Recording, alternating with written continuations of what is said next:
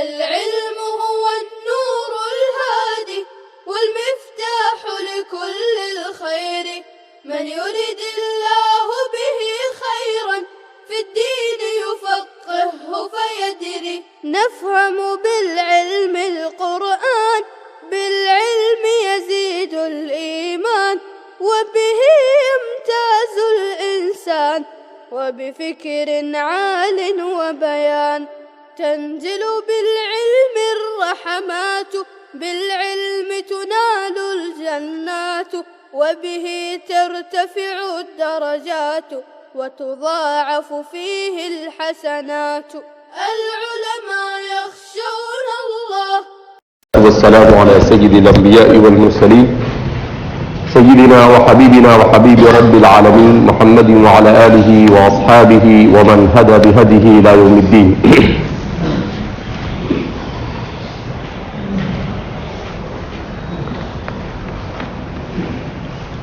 لفظ اللہ کے سلسلے میں امام بیضاوی راجح قول کو ان کے اپنی تحقیق کے مطابق بیان کرنے جا رہے ہیں. والأظهر أنه وصف في أصله لكنه لما غلب عليه بحيث لا يستعمل في غيره وصار له كالعلم مثل الثريا والصعق أجري مجراه في إجراء الأوصاف عليه وامتناع الوصف به وعدم تطرق احتمال الشركة إليه لأن ذاته من حيث هو بلا اعتبار أمر آخر حقيقي أو غيره غير معقول للبشر فلا يمكن أن يدل عليه بلفظ، ولأنه لو دل على مجرد ذاته المخصوصة لما أفاد ظاهر قوله سبحانه وتعالى وهو الله في السماوات معنى صحيحا، ولأن معنى الاشتقاق هو كون أحد اللفظين مشاركا للآخر في المعنى والتركيب، وهو حاصل بينه وبين الأصول المذكورة. تو راجح قول کو بیان کرتے ہوئے مصنف بیان فرماتے ہیں کہ والأظهر أن أصله أنه کہ صحیح قول یہ ہے کہ اسے وصف فی اصلہ اصل کے اعتبار سے وصف تصور کیا جاوے، مانا جاوے، لیکن اس پر باعتبار استعمال کے عالمیت غالب آ گئی. اس کے بعد اس کی نظیر بیان کرتے ہیں کہ جیسے عربی زبان میں ویسے بہت سارے الفاظ ہیں، لیکن دو الفاظ الثریا اور الصاعق کہ یہ اصل کے اعتبار سے وصف ہے مگر یہ عالم بن چکے، تو اس کی نظیر عربی زبان میں موجود ہے کہ کوئی چیز یہ وضع کے اعتبار سے وصف ہو اور استعمال کے اعتبار سے عالم ہو، اور جب وہ نظیر پائی جا رہی ہے تو پھر اس میں جلالہ کے سلسلے میں بھی اسی مسلک کو اختیار کرنے میں مصنف کے بیان کے مطابق کسی قسم کا کوئی تکلف نہیں ہے. اس سے پہلے جیسا کہ ذکر کیا گیا کہ اصل میں لفظ اللہ کو وصف قرار نہیں دیا جا سکتا. اگر اسے وصف قرار دیا جاوے تو ایک ہوتا ہے وصف اور ایک ہوتا ہے عالم. وصف اور عالم میں جو مابہل امتیاز چیز ہے وہ کیا ہے؟ وصف یہ ایسا ہوتا ہے جو کسی دوسرے کو اپنے اندر شریک کرنے سے مانے نہیں ہوتا ہے. دوسرے کو اپنے اندر شریک کرنے سے مانے نہیں ہوتا ہے، اور عالم مانع اشتراک ہوتا ہے. علم مانع اشتراک ہوتا ہے، اور وصف یہ مانع اشتراک نہیں ہوتا ہے بلکہ مطابق اشتراک ہوتا ہے اور مطالب اشتراک ہوتا ہے۔ وصف میں اشتراک پایا جاتا ہے، ایک ہی وصف بہت سارے لوگوں میں پائے جا سکتے ہیں۔ ایک ہی وصف ہے عالم ہونا، تو ہزاروں لوگ عالم ہیں، انجینئر ہونا ہزاروں لوگ انجینئر ہے، ڈاکٹر ہونا ہزاروں لوگ لاکھوں لوگ ڈاکٹر ہے، طالب علم ہونا، تو یہ وصف ہے۔ تو کہا وصف یہ مانع اشتراک غیر نہیں ہوتا ہے۔ اب اگر اللہ کے لیے اس کو وصف مانا جاوے تو اس صورت میں بہت ساروں کا اشتراک لازم آتا ہے، اور وہ لا الہ الا اللہ کی صورت میں وہ پھر اشتراک بدستور باقی رہے گا۔ تو مصنف کا کہنا یہ ہے کہ اسے وصف نہ مانا جاوے، اس کو علم ماننا یہ اس اعتبار سے تو درست ہے کہ یہ مانع اشتراک غیر ہے، کہ علم ماننے کی صورت میں اس میں کسی طرح کا کوئی اشتراک باقی رہتا نہیں ہے۔ البتہ اس کے باوجود بھی بدستور ایک مسئلہ باقی رہتا ہے کہ اگر اسے علم مان لیا جاوے تو علم ماننے کی صورت میں اللہ علم کے ذریعے سے کسی کی ذات پر مکمل دلالت ہوتا ہے۔ جیسے زید بولا تو من رأسہ الی تحت رجلہ، اس کے سر سے لے کر اس کے پاؤں تک کے پورا زید مراد ہوتا ہے۔ تو علم ماننے سے تھوڑا سا اشارہ اس پر ہوتا ہے گویا کہ اس کی مکمل حقیقت اور جسدیت لازم آتی ہے۔ اب یہ دونوں پریشانی ہو گئی، وصف کو ماننا بھی باعث تکلف ہے اور اسے علم ماننا بھی باعث تکلف، تو مصنف نے بیچ کا راستہ نکالا، اور مصنف کیا فرما رہے ہیں؟ وَالْأَظْهَرُ أَنَّهُ وَصْفٌ بِأَصْلِهِ، کہ اور راجح یہ ہے کہ وہ اصل کے اعتبار سے وصف ہے، اس لیے کہ اس کا مشتق منہ مل رہا ہے۔ اسی لیے مصنف آگے اس کے دلائل کو بیان کرتے ہوئے ذکر کریں گے کہ اس کا مشتق منہ کیسے ہے، اس لیے کہ اشتقاق آگے وہاں پر جب آئے گا وہاں پر بحث آئے گی کہ عربی زبان میں اشتقاق 3 قسم کا ہوتا ہے۔ ایک ہوتا ہے اشتقاق صغیر، ایک ہوتا ہے اشتقاق کبیر، اور ایک ہوتا ہے اشتقاق اکبر۔ بہرحال جب اس کا موقع آئے گا وہاں پر اس کو بیان کیا جائے گا۔ تو یہ کیا فرما رہے ہیں کہ یہ اس میں کوئی شک نہیں کہ اسے وصف قرار دیا جاوے وضع کے اعتبار سے، کہ وضع کے اعتبار سے یہ وصف ہے، اس لیے کہ یہ اس کا مشتق منہ پایا جا رہا ہے۔ البتہ استعمال کے اعتبار سے اس پر عالمیت غالب آ گئی، استعمال کے اعتبار سے اس پر عالمیت کیا ہو گئی ہے؟ غالب آ گئی۔ اب جب غالب آ گئی تو مصنف فرما رہے ہیں کہ ہم اس کو یہ کہیں گے کہ وضعاً وصف ہے، استعمالاً علم ہے، تو دونوں مسلک جمع ہو گئے، تو دونوں مسلک کیا ہو گئے؟ جمع ہو گئے، کہ اسے وصف بھی مان لیا اور اسے علم بھی مان لیا۔ اب جب مصنف نے اپنے اس مسلک کو ثابت کر دیا تو اب اس پر وہ اس کی نظیر اور دلائل پیش کر رہے ہیں۔ کہا کہ عربی زبان میں اس کی نظیر موجود ہے، جیسے فرما رہے ہیں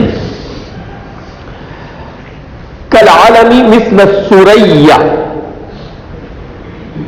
کہا جیسے ثریا اور الصاعق، کہا یہ 2 لفظ ہیں۔ ثریا جو ہے یہ کس سے بنا ہے؟ تو فرماتے ہیں یہ بنا ہے الثروۃ سے، اس کا تصغیر ہے الثریا۔ الثروۃ کہتے ہیں مال کثیر کو، ثروۃ کس کو کہتے ہیں؟ مال کثیر کو۔ المرأۃ الثروۃ بہت زیادہ مال والی عورت، جس کے پاس کثرت سے مال ہو۔ ہمارے اردو میں بھی اس کا استعمال ہوتا ہے بھئی یہ صاحب ثروت ہے، تو ہمارے اردو میں بھی وہیں سے یعنی سرق من العربیہ، عربیہ سے چرا کر اس کو اردو میں بھی کیا کیا جاتا ہے؟ استعمال کیا جاتا ہے۔ تو الثروۃ سے اس کی تصغیر بنایا تو یہ ثریا ہو گیا۔ کیا بن گیا؟ یہ ثریا۔ اس لیے کہ آپ نے پڑھا ہے تصغیر کے قاعدے بتائے گئے ہیں، جس میں بتایا جاتا ہے کہ اگر ثلاثی ہے تو اس صورت میں یہ رجل سے رجیل، اگر رباعی ہے تو پھر اس کے لیے فعلال، اس کے جو اوزان رباعی اور خماسی کا بیان کیے گئے، اس اعتبار سے یہ ثریا چونکہ یہ رباعی ہے تو رباعی کے اعتبار ہی سے اس کو کیا بنایا گیا ہے؟ اسی کے وزن کے اوپر بنایا گیا ہے ثریا۔ تو ثریا کے معنی لغوی یہ تو کیا ہوئے؟ اس کے معنی لغوی ہو گئے بہت زیادہ مال والا ہونا۔ اب عربی زبان میں جہاں پر ایک ساتھ رات میں بہت سارے ستارے جمع نظر آوے تو اس جگہ کا نام سریا رکھ دیا گیا ہے۔ اس جگہ کا نام کیا رکھ دیا گیا ہے؟ سریا رکھ دیا گیا ہے۔ اسی لیے کہتے ہیں نا، سریا سے زمین پر تجھے دے مارا، تحت السرا پر دے مارا۔ تو سریا کہتے ہیں یعنی انسان کے تصور کے مطابق سب سے اونچی وہ جگہ جہاں پر بہت سارے ستارے مجتمع ہو چکے ہو، تو اس جگہ کو سریا کہا جاتا ہے۔ تو اب فرما رہے ہیں کہ دیکھو یہ وضع کے اعتبار سے تو وصف ہے، مگر اب یہ نام بن گیا ہے استعمال کے اعتبار سے اس مکان کا جہاں پر کثرت سے نجوم کا اجتماع ہو جاوے، جہاں پر کثرت سے نجوم کا کیا ہو جاوے؟ اجتماع ہو جاوے، تو اسے سریا کہہ دیا جاتا ہے۔ کہا بالکل ایسے ہی ہوا جیسے لفظ اللہ میں کہ وہ وضع کے اعتبار سے یہ کیا ہے؟ وصف ہے، اور استعمال کے اعتبار سے سریا کی طرح کیا بن گیا؟ علم بن گیا۔ دوسرا نام بیان کر رہے ہیں الصاعق۔ الصاعق والصاعق اس کے اصل معنی تو عربی زبان کے اندر میں کیا ہوتے ہیں؟ بجلی کا کڑکنا، گرجنا اور گرنا۔ قرآن کریم کے پہلے پارے میں ہے نا،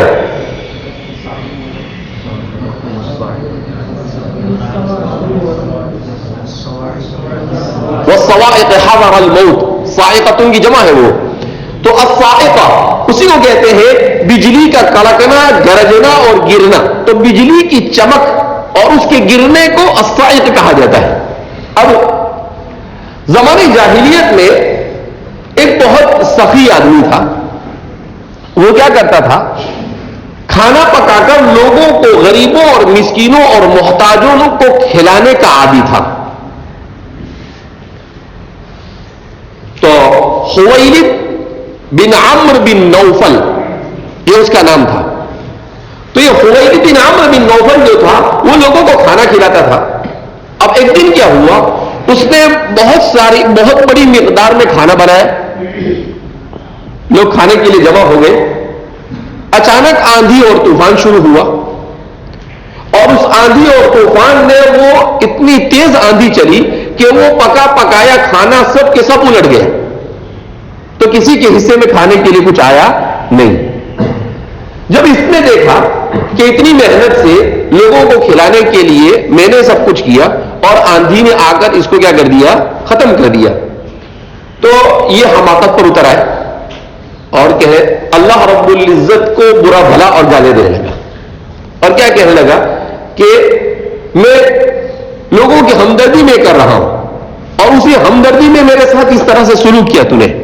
تو انتہائی نازیبا الفاظ اللہ پر لعن طعن کرنے لگا۔ تو اسی وقت اس کے اوپر بجلی کی کڑک آئی اور دو قول، ایک قول کے مطابق وہ اس میں مر گیا اور ایک قول کے مطابق وہ مخبوط الحواس ہو گیا، یعنی پاگل اور دیوانہ ہو گیا۔ تو اب وہ مشہور ہو گیا، اب وہ اس کے نام سے نہیں جانا جاتا ہے بلکہ اب وہ جانا جاتا ہے الصاعق سے۔ وہ کسے جانا جاتا ہے؟ الصاعق۔ کہ جب بھی زمانے جاہلیت میں الصاعق بولا جاتا تھا تو اس الصاعق سے وہی شخص کیا ہوتا تھا؟ مراد ہوا کرتا تھا۔ تو یہ اپنی وضع کے اعتبار سے تو کیا ہے؟ وصف ہے، اس کے معنی بجلی کا چمکنا اور گرنا اور گرجنا، مگر اب یہ نام ہو گیا ہے اس شخص کا جس نے ایسی حرکت کی اور جس پر بطور صاعقہ کے اللہ کی طرف سے عذاب کیا ہوا؟ نازل ہوا، تو اب اس کے ساتھ خاص ہو گیا۔ تو مصنف اسی کو فرما رہے ہیں جیسے سریا اور صاعق کے ساتھ ہوا، اجری مجراہ فی اجراء الاوصاف علیہ، تو اسی کے قائم مقام ہو گیا اوصاف کو جاری کرنے میں۔ تو آپ بیان کر رہے ہیں کہ اب وہ جب بھی بولا جاتا ہے سریا یا صاعق بولا جاتا ہے تو کسی کا ذہن اس کے معنی لغوی کی طرف نہیں جاتا ہے، بلکہ کہاں جاتا ہے؟ اسی انہی دو شخصوں، انہی دو واقعات جن کے ساتھ اس کو خاص کر دیا گیا اسی کی طرف جاتا ہے۔ کہا بالکل کلمہ اللہ کے ساتھ بھی ایسا ہی ہوا ہے کہ اگرچہ یہ وضع کے اعتبار سے تو کیا بن رہے ہیں؟ وصف بن رہے ہیں، مگر اس کا استعمال اللہ کے ساتھ ایسا ہو چکا ہے کہ وہ اب عالمیت اختیار کر چکا ہے۔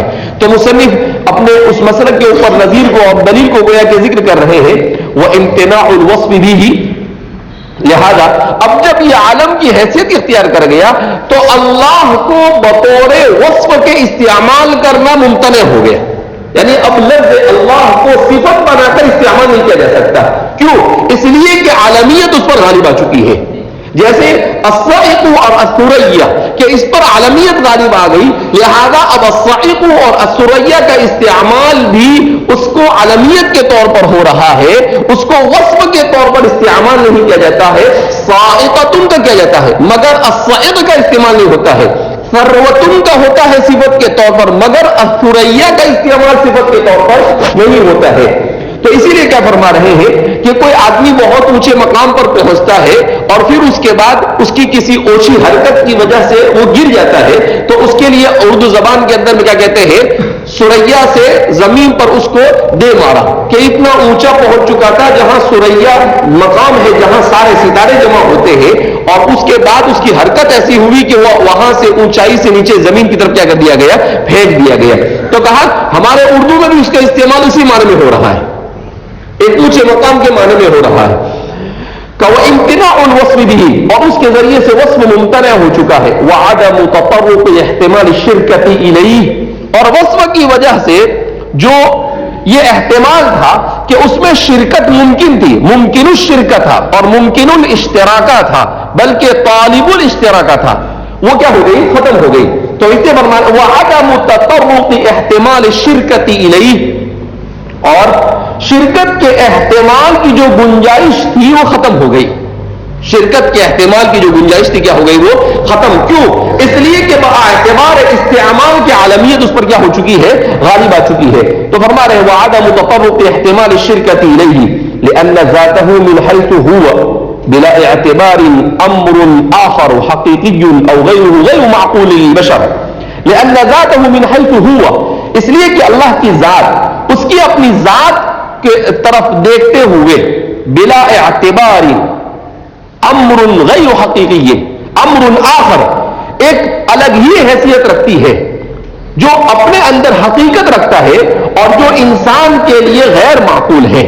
کہا کہ اللہ کی ذات ایسی ذات ہے کہ اس ذات کے سلسلے میں آپ اس کے لیے کیسے اللہ کو وصف کے طور پر استعمال کر سکتے ہیں. لہذا کہا اللہ کی ذات کے ساتھ اس عالم کو ایسا خاص کر دیا گیا ہے کہ ویسے تو اللہ رب العزت انسان کو علم بنا کر بھی سمجھ میں نہیں آ سکتا ہے، وصف کی صورت میں بھی سمجھ میں نہیں آ سکتا ہے، تو کہاں اس کے لیے ایسے کلمے کا انتخاب کیا گیا جو اپنے اندر دونوں چیزوں کے لیے ہوئے.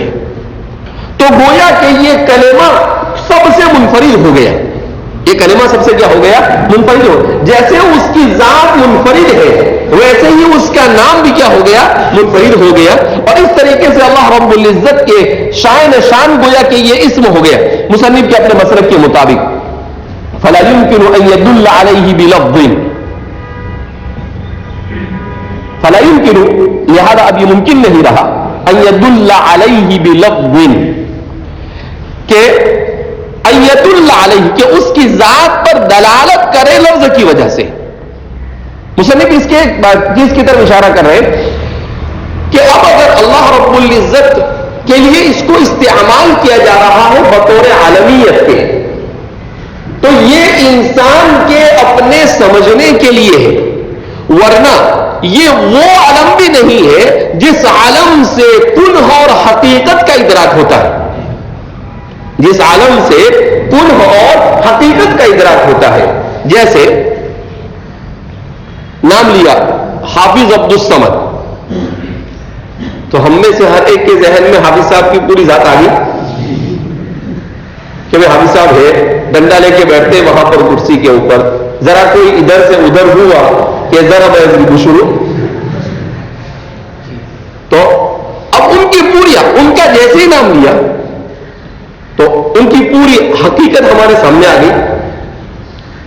تو کہا لیکن اللہ کے ساتھ ایسا نہیں ہے کہ اللہ کا نام لیا جائے. اور اللہ کی کیوں؟ اس لیے کہ اللہ رب العزت جسم سے منزہ ہے، وہ جسم سے کیا ہے، منزہ ہے. اب جب وہ جسم سے منزہ ہے تو ہم یہ کہیں گے کہ یہ جو علم ہے یہ اللہ پر اس کی ذات اور جسم کے اعتبار سے دلالت نہیں کرتا ہے، بلکہ یہ اس کی حقیقت کو نہیں بدلاتا ہے، البتہ اس لفظ سے اللہ کی ذات تک پہنچنے کی سعی اور کوشش کی جاتی ہے۔ تو گویا کہ اللہ پر بھی کمالی ہی نہیں صادق آتا ہے، بلکہ اللہ پر بھی وجہین صادق آتا ہے، صرف اس کو جاننے کے اعتبار سے صادق آتا ہے، اس پر دلالت کاملہ کے اعتبار سے صادق نہیں آتا ہے، بلکہ صرف اس کی معرفت کو حاصل کرنے کے ذریعے کے طور پر کام آتا ہے۔ لہذا مصنف فرما رہے ہیں فلا يمكن ان يدل عليه بلفظه، لہذا عالمیت کی وجہ سے جو شبہ پیدا ہو رہا تھا وہ بھی کیا ہو گیا؟ ختم ہو گیا۔ تو گویا کہ وصف سے جو اشتراک کا احتمال تھا وہ بھی ختم ہو گیا، اور عالمیت سے حقیقت تک رسائی کا جو احتمال تھا وہ بھی ختم ہو گیا، اور اللہ رب العزت کا نام اپنے اندر انفرادیت کا حامل ہو گیا۔ اس کے بعد ایک اور دلیل بیان کرتے ہیں، دوسری دلیل وَلِأَنَّهُ لَوْ دَلَّ عَلَى مُجَرَّدِ ذَاتِهِ الْمَخْصُوصَةِ لَمَا أَفَادَ ظَاهِرُ قَوْلِهِ تَعَالَى وَهُوَ اللَّهُ فِي السَّمَاوَاتِ مَعْنًا صَحِيحًا وَلِأَنَّهُ لَوْ دَلَّ عَلَى مُجَرَّدِ ذَاتِهِ مَخْصُوصًا، کہا اس مصنف فرما رہے ہیں کہ میں نے یہاں پر اس مسلک کو اس لیے بھی اختیار کیا کہ اگر اس کو صرف اور صرف علم قرار دیا جاوے اور وصف کا کوئی احتمال اس میں باقی نہ رکھا جائے، تو کہا کہ قرآن کریم کی آیت کریمہ وَهُوَ اللَّهُ فِي السَّمَاوَاتِ، یہ آیت کریمہ سورہ انعام کی تیسری آیت ہے، کہا کہ یہ آیت کریمہ اس میں لفظ اللہ کو علم قرار دینے کی صورت میں اس کا معنی صحیح نہیں ہوتا ہے۔ اب آپ سوچیں گے کہ کیا مطلب اس کا مطلب یہ ہے کہ اگر لفظ اللہ کو وَهُوَ اللَّهُ میں عالم مانا جائے تو کیا لازم آئے گا؟ خرابی کیا لازم آئے گی؟ کہاں خرابی یہ لازم آئے گی کہ آپ اس کی ترکیب کیا کریں گے؟ واو مستانفہ، ہوا مبتدا، اللہ خبر، فی السماوات جار مجرور سے مل کر متعلق۔ اب ترجمہ تو آپ کیا کریں گے؟ وہ ذات ہے جو آسمانوں میں ہے۔ اب اگر اس کو علم مان لیا اپنے اللہ کو اور وصف نہیں مانا تو کیا خرابی لازم آئے گی؟ اللہ رب العزت کا صاحب الجسم ہونا لازم آئے گا۔ کیسے صاحب الجسم ہونا لازم آئے گا؟ اس لیے کہ یہ خبر دی جا رہی ہے کہ وہ ذات جو آسمان میں سمائی ہوئی ہے۔ میں نے کہا نا کہ کیا آئنسٹائن ایسے 70,000 بھی ان کے سامنے پانی بھریں گے؟ کتنی زبردست بات بیان کر رہے ہیں کہ فلسفے کے اعتبار سے اگر اس کے اوپر غور کیا جاوے تو کہاں کہ خرابی یہ لازم آتی ہے کہ اگر لفظ اللہ کو آپ وصف نہ مانیں اور اسے علم مانیں تو یہ لازم آئے گا جیسے کہا جاتا ہے زید علی الکرسی، تو کیا کہیں گے؟ زید کرسی پر سما گیا ہے۔ خالد علی السریر، تو کیا مطلب ہوگا اس کا؟ خالد یہ چارپائی پر سما گیا ہے۔ تو اس سے کیا لازم آیا کہ وہ محتاج ظرف ہے۔ وہ کیا ہے؟ محتاج ظرف۔ اور جب کیوں محتاج ظرف ہوا؟ اس لیے کہ سمانے کا معنی لیا تو محتاج ظرف ہوا۔ اب جب محتاج ظرف ہوا تو جسمیت اور جسدیت لازم آئی، اور اللہ کی ذات منزہ عن الجسم والجسد ہے۔ تو مصنف فرما رہے ہیں کہ اگر یہاں پر اس کو کیا قرار دیا جاوے؟ علم قرار دیا جاوے تو یہ خرابی لازم آتی ہے۔ تو پھر کیا کریں گے؟ تو کہا اسی لیے ہم نے یہ مسلک اختیار کیا ہے کہ اسے کیا قرار دیا جاوے؟ اسے وصف قرار دیا جاوے۔ اسے کیا قرار دیا جاوے؟ اب جب اسے وصف قرار دیا جائے گا تو تو پھر وہاں پر ظرفیت کی ضرورت نہیں ہوگی، وہاں پر ظرفیت کی ضرورت نہیں ہوگی. جیسے اگر یوں کہا جاوے کہ زید عالم علی الکرسی، تو زید کے لیے تو ظرف ہوا لیکن عالم کے لیے ظرف نہیں، وہ تو زید کا وصف ہے. عالم تو زید کا کیا ہے؟ وصف ہے. لہذا وہ ظرف زید کے لیے تو ہے مگر وہ عالم جو زید کا وصف ہے اس کو اس ظرف سے کوئی تعلق نہیں. یہ کیوں؟ اس لیے کہ اس سے وصف مانا گیا. کہا ایسے ہی یہاں پر بھی آپ اللہ کو بجائے اس کا علم ماننے کے، اس کے استعمال کے بجائے اس کے اصل وضع کے طور پر اسے وصف مان لیا جاوے تو اللہ رب العزت کے لیے جسم ہونا اور ظرف کا محتاج ہونا لازم نہیں آتا. اور جب وہ لازم نہیں آتا ہے تو معنی صحیح ہو جائے گا، اور اگر عالم مانیں گے تو اس صورت میں معنی صحیح نہیں ہوگا. تو کہا اس لیے ہم نے وَهُوَ اللَّهُ فِي السَّمَاوَاتِ کیا لحاظ رکھا، اسے سامنے رکھا اور اس کو سامنے رکھتے ہوئے کہا کہ اس میں وصف کی گنجائش کو باقی رکھا جاوے تاکہ اس طرح کی جو آیت ہو وہاں پر آپ کے لیے تأویل یہ ممکن ہو سکے اور آپ معنی کو صحیح محمل پر اتار سکے. لہذا اس بنا پر مصنف فرما رہے ہیں وَهُوَ اللَّهُ فِي السَّمَاوَاتِ مَعْنًا صَحِيحًا. یہ ایسی ہی تیری کھیر ہے، اسی لیے کہتے ہیں کہ بھئی بیضاوی کو کیسے پڑھے اور پڑھائے. ارے جیسے لکھا ویسے پڑھنے کا اور پڑھانے کا. جب لکھنے والے کے لیے مشکل نہیں تھا تو پڑھنے پڑھانے والے کے لیے مشکل ہونا چاہیے.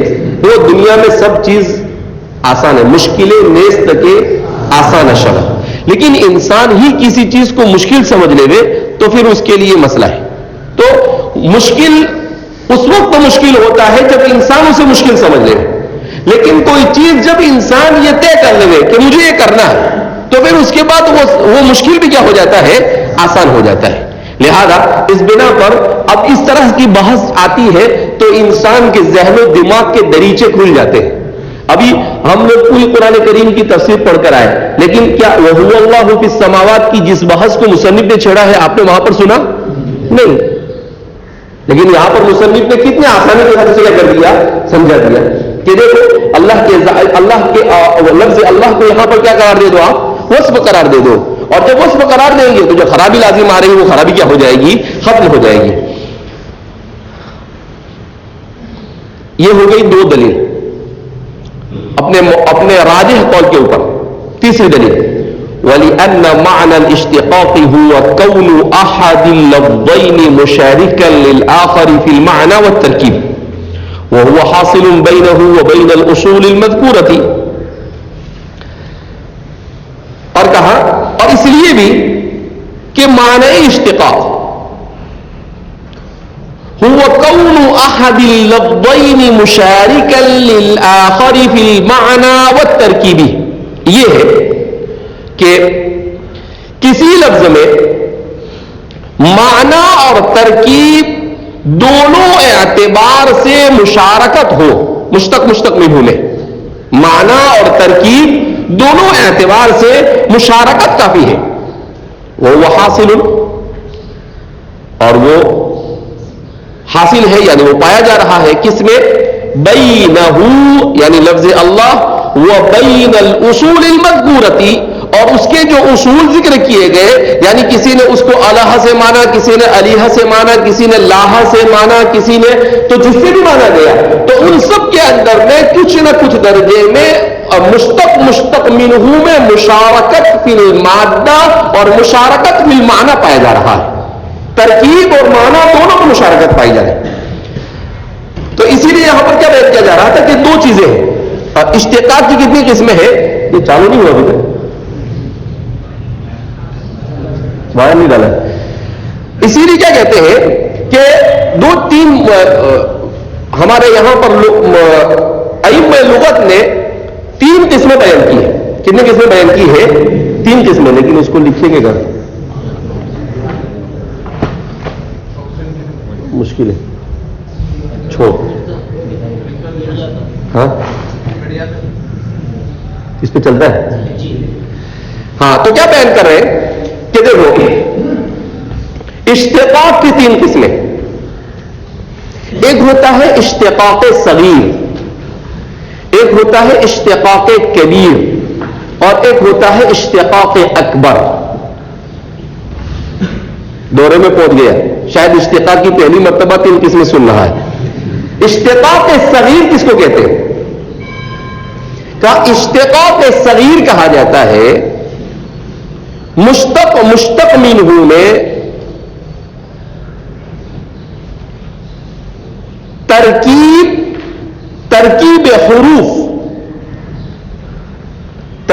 حروف اور معنی دونوں اعتبار سے مکمل مطابقت پائی جائے، مطابقت کاملہ، تو اس کو کہتے ہیں اشتقاق صغیر. جیسے ضرب سے ضرب، نشر سے نصر، یہ جتنے بھی ہم نے پڑھے یہ سب کے سب اشتقاق صغیر ہیں. یہ کیا ہے؟ اشتقاق صغیر. اشتقاق صغیر سمجھنے کے بعد ہم نے یہ سمجھ لیا، ہم نے سب کچھ سمجھ لیا. یہ اشتقاق صغیر ہے. کیوں؟ ضرب زاد رابا، ضرب زاد رابا، ترکیب میں بھی دونوں ایک جیسے ہیں. ضرب اور ضربا ترکیب میں بھی دونوں کیسے ہیں کہ جیسے آپ نے ضرب اور ضرب، تو یہاں پر کیا ہو رہا ہے کہ ضرب اور ضرب دونوں پائے جا رہے ہیں. یہ ہے ضرب، اس سے کیا ہو رہا ہے؟ ضرب. تو یہاں پر بھی ترکیب یہ، اور معنی کیا؟ اس کے معنی مارا اور اس کے معنی مارا، اس کے ایک تو بہرحال مارا پائے گئے اس میں. تو دونوں اعتبار سے اس کو کہتے ہیں اشتقاق صغیر. اس کو کیا کہتے ہیں؟ اشتقاق. دوسرا ہوتا ہے اشتقاق کبیر. دوسرا کیا ہوتا ہے؟ اشتقاق کبیر. اشتقاق کبیر کیا ہوتا ہے؟ اشتقاق کبیر میں یہ ہوتا ہے کہ مشتق منہ میں مشتق منہ کا مادہ تو ایک ہوتا ہے، البتہ اس کی ترکیب الٹ جاتی ہے. ترکیب ایک جیسی نہیں رہتی ہے. حروف کی جو ترکیب ہوتی ہے وہ ادھر ادھر ہو جاتی ہے.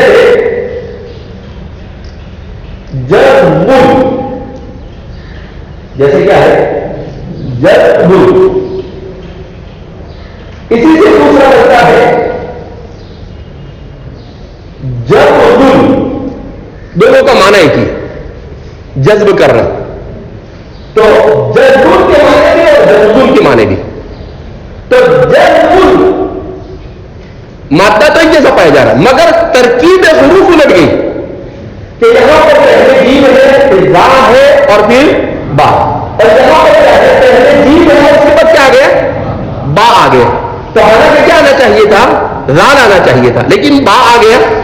تو معنی ایک رہا، البتہ حروف کی جو ترکیب ہے وہ الٹ گئی. تو اس کو کیا کہا جاتا ہے؟ اشتقاق کبیر. اس کو کیا کہتے ہیں؟ کہ مطابقت پائی جا رہی ہے لیکن معمولی سی مطابقت پائی جا رہی ہے، مکمل مطابقت نہیں پائی جا رہی ہے. اللہ میں یہی اشتقاق کبیر ہے. کیا مطلب؟ اللہ اور الہ، اللہ اور الہ، اس لیے کہ مکمل تو نہیں ہے، اس لیے کہ ایک ہے الہ اور دوسرا ہے اللہ. تو ظاہر سی بات ہے، ایک تو یہ کہ اس کے حروف بڑھ جاتے ہیں. اس کے حروف کیا ہو جاتے ہیں؟ بڑھ جاتے ہیں. ایک اور یہ دو، اور یہ دو، تین اور یہ چار. اور اس کے حروف کتنے ہیں؟ ایک، دو، تین. اس کو ابھی وہ الف مقصورہ تو نہیں گریں گے. تو اس کے 3 حروف. ایک بات. دوسری بات کیا ہے کہ یہاں پر الہ ہے. اگر الف کو مان بھی لیا جائے تو یہاں پر اللہ ہوا ہے. تو یہاں پر اگر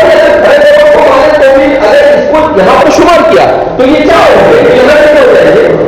5 ہو جائیں گے. یہ کیا ہو جائیں گے؟ 5 ہو جائیں گے. تو یہاں 2 لام کے بعد الف آیا اور یہاں 1 لام کے بعد الف آیا. تو مادہ تو ایک ہے، الف لام اور ہاں دونوں میں آیا ہے، مگر جیسے یہاں پر ترتیب الٹ گئی ویسے یہاں پر بھی ترتیب الٹ گئی کہ ترتیب جو جو اس کی ہوتی ہے مشتق منہ کی، وہ بیکمال ہی باقی رہی نہیں، جیسا کہ ہم نے اس کو ضرب اور ضرب کے اندر میں دیکھا۔ اور تیسرا ہوتا ہے اشتقاق اکبر۔ اشتقاق اکبر کس کو کہتے ہیں؟ کہ اشتقاق اکبر میں مشتق منہ میں صرف معمولی سی مناسبت ہوتی ہے، مکمل مناسبت نہیں ہوتی ہے، صرف کیا ہوتی ہے؟ معمولی سی مناسبت ہوتی ہے۔ جیسے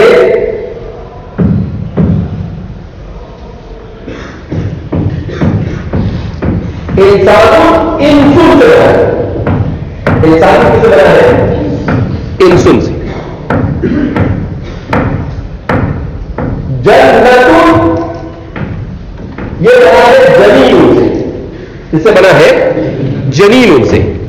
تو آپ دیکھ رہے ہیں اب کہاں انسن اور کہاں انسان، ظاہر سی بات ہے کہ انسن ہے، تین ہے اور اس میں 1 2 3 4 5 پائے جا رہے ہیں، پورے 2 حرف بڑھ گئے۔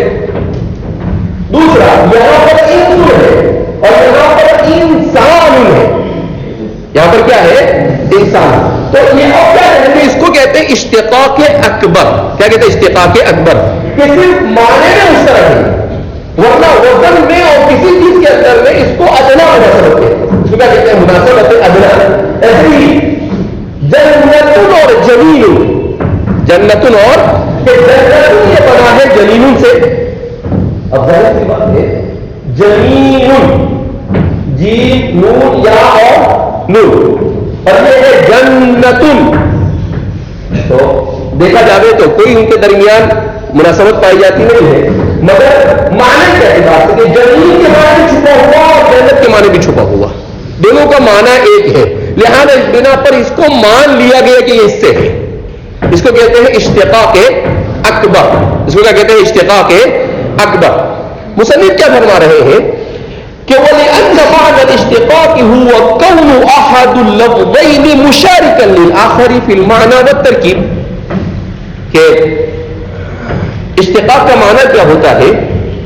کہ دونوں لفظوں میں سے ایک دوسرے کے مشارک ہو معنی اور ترکیب میں، وَهُوَ حَاصِلٌ بَيْنَهُ وَبَيْنَ الْأُصُولِ، اور وہ پایا جا رہا ہے اللہ اور الہ میں، اور جب پایا جا رہا ہے تو اسے مشتق منہ میں مناسبت جب اگرچہ اعلیٰ درجے کی نہیں ہے مگر ادنا درجے کی بھی نہیں ہے، اوسط درجے کی پائی جا رہی ہے، اشتقاق کبیر ہے، تو پھر آپ کو اسے مشتق ماننے میں کیا حرج ہے؟ اس کو مشتق ماننے میں کوئی حرج ہونا چاہیے۔ اور جب اس کو مشتق مانا، جب مشتق مانا تو پھر آپ کو اس کو وضع کے اعتبار سے وصف ماننا پڑے گا۔ جب مشتق مانے گا، جب اس کا مشتق ہونا صحیح ہو جائے گا تو اعتبار وضع کے اس کا وصف بننا بھی صحیح ہو جائے گا۔ تو مصنف کا اپنا مدعا ثابت ہو گیا کہ باعتبار وضع کے وصف ہوا اور باعتبار استعمال کے عالم ہوا، باعتبار استعمال کیا ہو گیا؟ عالم ہو گیا۔ لہذا مصنف نے اپنے مدعے کو کسی نہ کسی طریقے سے زور و شور کے ساتھ ثابت کیا ہے۔ اگرچہ امام صاحب روح المعانی امام آلوسی مصنف کی اس مسلک سے اختلاف کرتے ہیں، لیکن مصنف نے جس انداز میں اس کو بیان کیا ہے اس سے تو یہ سمجھ میں آتا ہے کہ مصنف کا کہنا ہر اعتبار سے کیا ہے؟ درست معلوم ہوتا ہے۔ جو دلائل انہوں نے پیش کیے، صاحب روح المعانی جو ہے، اصل میں صاحب روح المعانی کا رجحان اس جانب ہے کہ لفظ اللہ کو مشتق مانا ہی نہ جائے۔ یعنی میں نے اس کو پھر کل پڑھا، یعنی اس سے پہلے میں نے دوسری کتابوں کے حوالے سے دیکھا تھا کہ امام آلوسی نے یہ کہا، امام آلوسی نے یہ کہا، تو میں نے کہا براہ راست آلوسی کو دیکھتے ہیں۔ جب امام آلوسی کو براہ راست پڑھا تو امام آلوسی کا مسئلہ یہ پایا کہ امام آلوسی اصل میں اس کے اشتقاق کے قائل نہیں، اور جب وہ اشتقاق کے قائل نہیں ہے تو ظاہر سی بات ہے کہ امام صاحب کے ساتھ ان کو کسی طور پر بھی مطابقت ہو سکتی نہیں۔ ان کا ایک ہی بات، ان کا جو مسلک ہے وہ یہی کہنا ہے کہ بھئی لفظ اللہ جیسے اللہ کی ذات لا شبیہ لہو ولا مثیل لہو ولا نظیر لہو ولا ندید لہو، ایسے ہی اللہ کا کلمہ لا شبیہ لہو ولا مثیل لہو ولا نظیر لہو ولا مشتق لہو، اس کا کوئی مستقل بھی نہیں، اور اس کی ذات جیسے کسی کی محتاج نہیں ویسے ہی. لہذا اس بنا پر وہ اس کے مصنف کے اوپر رد کرتے ہیں، لیکن صحیح یہی ہے کہ مصنف کا مسلک کسی نہ کسی اعتبار سے صحیح معلوم ہوتا ہے. تو بہرحال کیا فرما رہے ہیں کہ یہ ہوا مصنف کا اپنا راجح مسلک، اور اس کے بعد آخر میں بیان کر رہے ہیں لفظ اللہ کے سلسلے میں وقیل اصلہ لاہا، یہ چوتھا قول بیان کر رہے ہیں کہ اس کی اصل لاہا ہے بسریانیتی، سریانی زبان میں، فقربا اسے معرب کر دیا گیا ہے، یعنی عجمیت سے عربیت میں منتقل کر دیا گیا ہے، بحذف الالف الاخیرتی، اور اخیر سے الف کو حذف کر دیا گیا، وادخال اللام علیہ، اور الف لام کو اس کے اوپر داخل کر دیا گیا. مصنف ادخال اللام کہہ رہے ہیں، یعنی ادخال لام سے مراد کیا ہے؟ ال ہے، الف لام ہے، اس لیے کہ ہمارے ائمہ نحو کی یہاں پر مستقل یہ ایک بحث ہے کہ الف لام جو ہے اس میں یہ ال ہے یا الف لام ہے یا لام ہے. تو امام ابن شہاب ابن ہشام ان کا کہنا یہ ہے کہ یہ ال ہے، یہ کیا ہے؟ ال ہے. اور صاحب کافیہ یہ کہتے ہیں کہ یہ لام اصل ہے. لام کیا ہے؟ اصل ہے، مگر صرف لام سے آغاز کرنے میں بہت سارے لام پائے جاتے ہیں، اشتباہ ہو سکتا تھا، لہذا اس کے ساتھ حمزہ کو ملا دیا گیا تو یہ ال ہو گیا. تو اس لیے ہمارے مصنف کا مسلک بھی ابن حاجب کی طرف ان کا میلان ہے. اس وجہ سے وہ کیا فرما رہے ہیں کہ وَإِدْخَالُ اللَّامِ عَلَيْهِ، کہ وَإِدْخَالُ الْأَلْ عَلَيْهِ نہیں بلکہ وَإِدْخَالُ اللَّامِ عَلَيْهِ، لام ای لام التعریف، لام التعریف ای الالف واللام، اور لام تعریف پر جب بولا جاتا ہے تو ذہن مبادرت کرتا ہے الف لام کی طرف. ہمارے یہاں پر جو پڑھا جاتا ہے وہ الف لام پڑھاتے ہیں کتابوں کے اندر میں، اردو کی جو کتابیں ہیں اس میں الف لام تعریف کا بیان کرتے ہیں. تو یا تو اس کو لام تعریف کہنا چاہیے یا اسے ال کہنا چاہیے، یا ہو سکتا ہے ال ہی کو انہوں نے الف لام کہہ دیا ہو. بہرحال مصنف فرماتے ہیں وَإِدْخَالُ اللَّامِ عَلَيْهِ، یہ یہاں پر آ کر اب مصنف نے لفظ اللہ کے اوپر بحث کو ختم کیا. کون سی بحث کو ختم کیا؟ اس بحث کو ختم کیا کہ لفظ اللہ اصل اور لغت کے اعتبار سے کیا ہے، اصل اور لغت. اب یہاں سے پھر آگے مصنف دوسری بحث کو شروع کر رہے ہیں جس کا تعلق ہے تجوید سے، علم تجوید سے، کہ لفظ اللہ مفخم ہے یا مرقق ہے، ہمیشہ مفخم ہوگا یا ہمیشہ مرقق ہوگا، اگر نہیں ایسا ہے تو کب مفخم ہوگا اور کب مرقق ہوگا، اور اس کے مفخم اور مرقق ہونے کے کیا قواعد ہیں. السلام عليكم، لا تنسوا الاعجاب بالفيديو والاشتراك في القناة تشجيعا لنا لنستمر بنشر المزيد إن شاء الله.